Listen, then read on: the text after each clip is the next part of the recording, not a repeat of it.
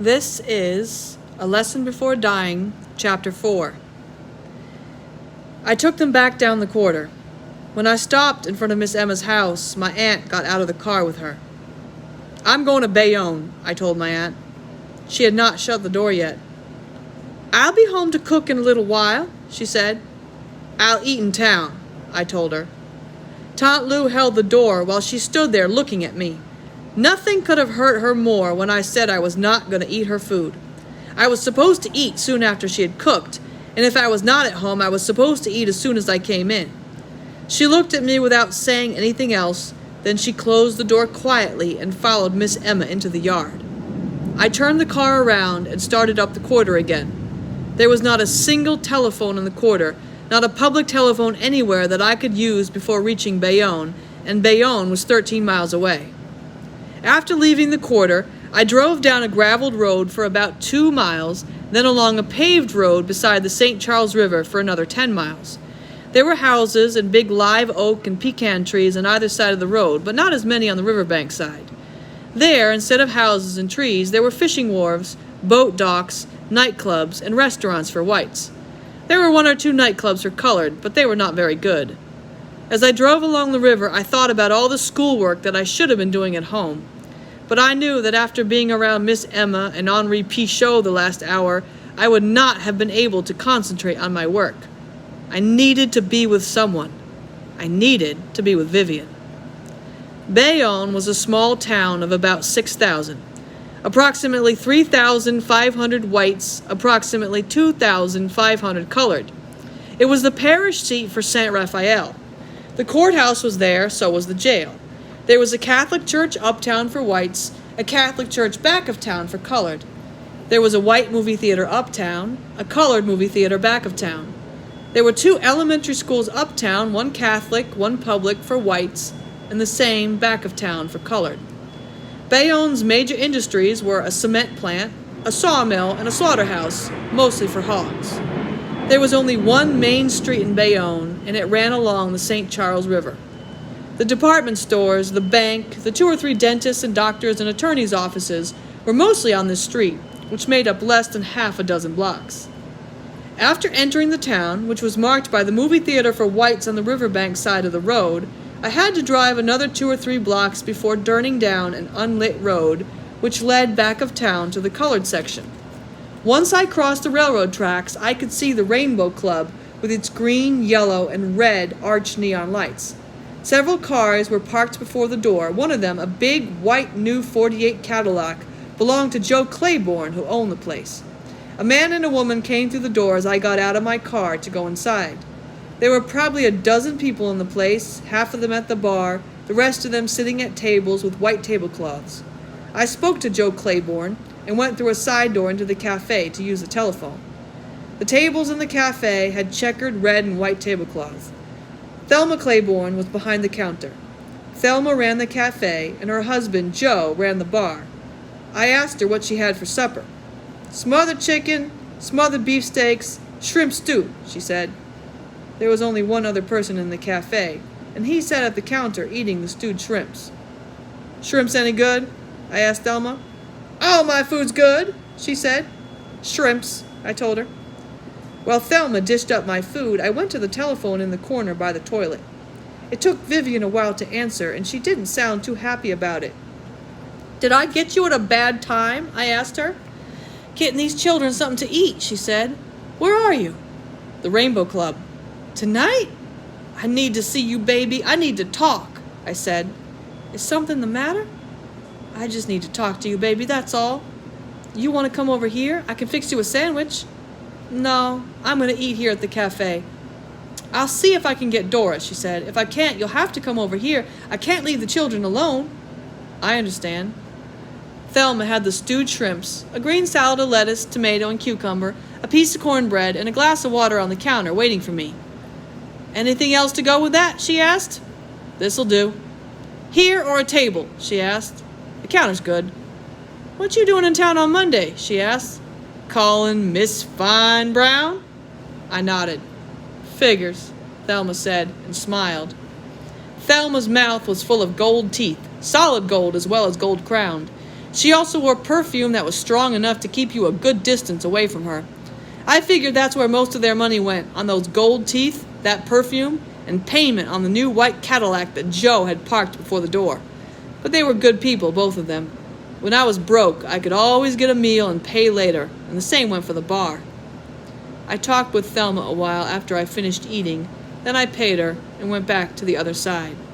Usual? Claiborne asked me. He knew what I drank, but he would always ask. I nodded. What you doing here on Monday? He asked, while pouring me a brandy. I needed a drink, I said. Sure, he said. He poured a glass of ice water and set it on the bar beside the brandy. I think I know now, he said. Car lights had just flashed upon the front of the club, and I could hear the tires on the crushed seashells just right of the door, and sure enough, it was Vivian. And the men at the bar looked around at her when she came in. She was quite tall, 5'7", 5'8", and she wore a green wool sweater and a green and brown plaid skirt, and both fit her very well. She had soft, light brown skin and high cheekbones and greenish-brown eyes, and her nostrils and lips showed some thickness, but not much. Her hair was long and black, and she kept it twisted into a bun and pinned at the back of her head. Vivian Baptiste was a beautiful woman, and she knew it, but she didn't flaunt it. It was just there. She came up to me, and a couple of the other men at the bar nodded and spoke to her. One tipped his hat and called her Miss Lady. You made it, I said. I got Dora. Usual? Claiborne asked her. She nodded towards my drink. Shirley can bring it to your table, Claiborne said. It won't tire her out, I hope.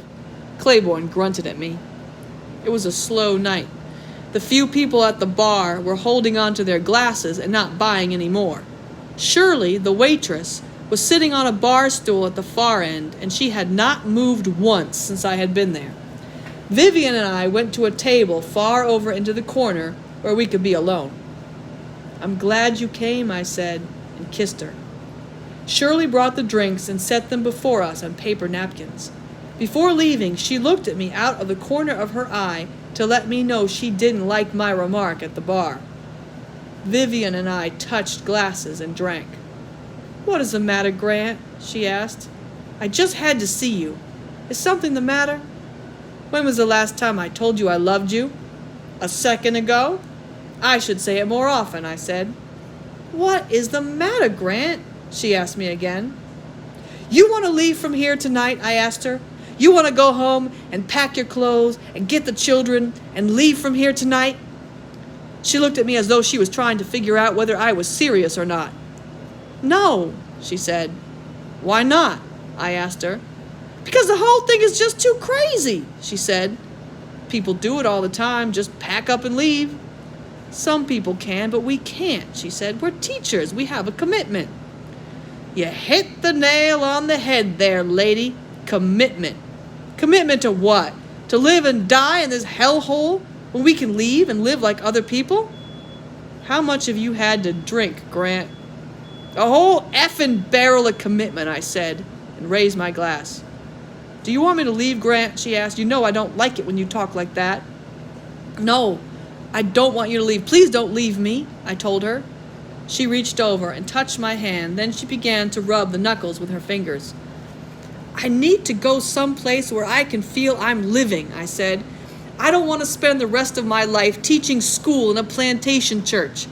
I want to be with you, someplace where we could have a choice of things to do. I don't feel alive here. I'm not living here.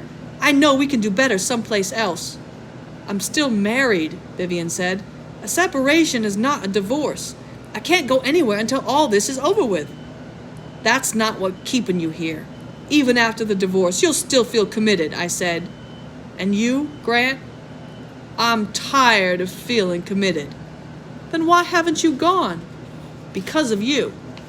That's not true, Grant, and you know it, she said. We met only 3 years ago. I was still married and pregnant with my second child. You told me then how much you always wanted to get away, and you did once. You remember that? You went to California to visit your mother and father, but you wouldn't stay. You couldn't stay. You had to come back.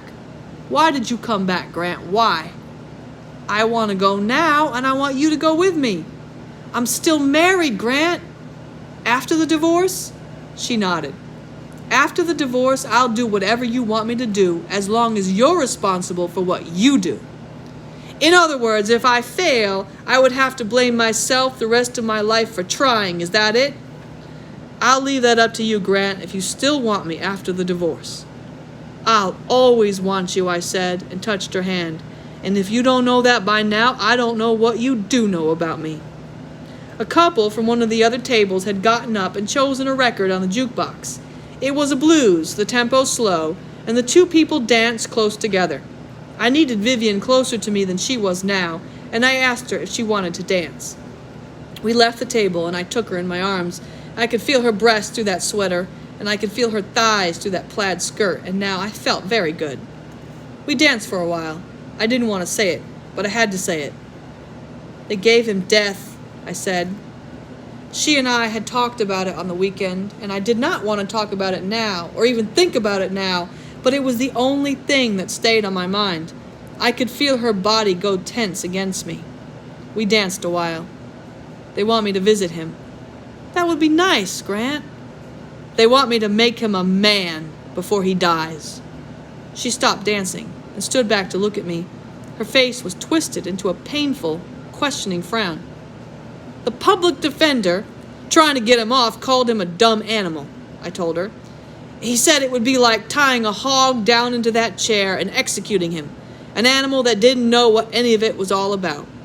The jury, 12 white men, good and true, still sentenced him to death. Now his godmother wants me to visit him and make him know, prove to these white men that he's not a hog, that he's a man. I'm supposed to make him a man. Who am I, God? The record ended, and we went back to our table. I still don't know if the sheriff will even let me visit him. And suppose he did, what then? What do I say to him? Do I know what a man is? Do I know how a man is supposed to die? I'm still trying to find out how a man should live. Am I supposed to tell someone how to die who has never lived? Vivian lowered her head. Suppose I was allowed to visit him, and suppose I reached him and made him realize he was a man as much as any other man, then what? He's still going to die. The next day, the next week, the next month. So what will I have accomplished? What will I have done? Why not let the hog die without knowing anything? Vivian raised her head to look at me, and she was crying. I took one of her hands in both of mine.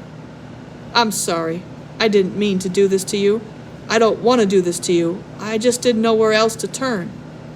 I want you to come to me, Grant, she said. I want you always to come to me. Shirley walked over to the table and picked up our empty glasses. Y'all want anything more? She asked. Another round, I told her. She left. I want you to go up there, Vivian said.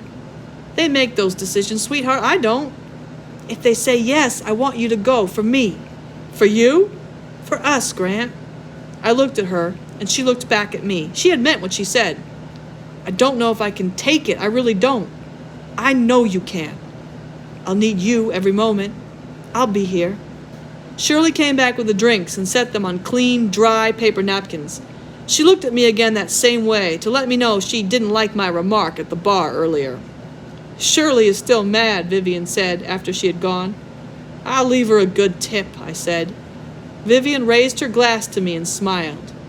You have the most beautiful smile, I said. She smiled again. What are you doing this weekend? I asked her. Homework and housework. What else? Would you like to go to Baton Rouge one night, Friday or Saturday? I'll pay Dora. Friday sounds good, she said. We had friends in Baton Rouge who knew about her pending divorce and knew about my aunt, and they let us stay a while at their place while they went out to a bar. Sometimes we would join them at the bar later. Other times we would just leave the key in an envelope with a thank you note. But we were both getting very tired of that. We touched glasses and finished our drinks, and then we left.